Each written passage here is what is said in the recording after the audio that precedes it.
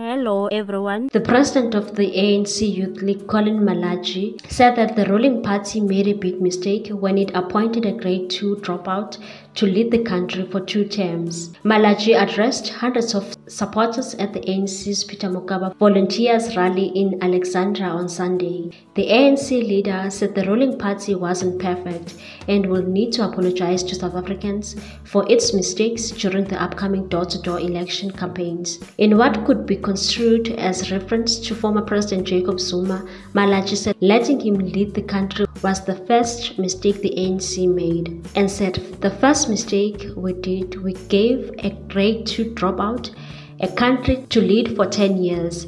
There's a man in Nkandla, a grade 2 dropout that the ANC taught how to read and write. Today he's using the English of the ANC to attack the ANC.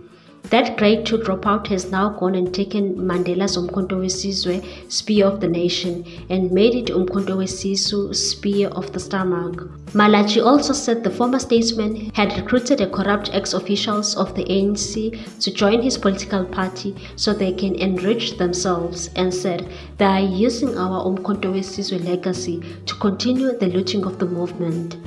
Malatje also urged the youth to participate in the upcoming elections, warning them against voting to other political parties like the Democratic Alliance and Economic Freedom Fighters, and said when you don't vote for the ANC, you are going to have issues like Tshwane, where there is no water because the DA-led government has given criminals water tankers to go around supplying water at the expense of our people.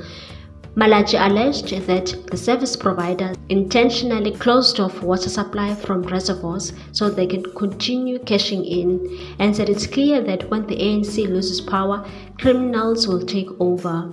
What's your take on this one, people? Thanks for watching. Please subscribe for more news.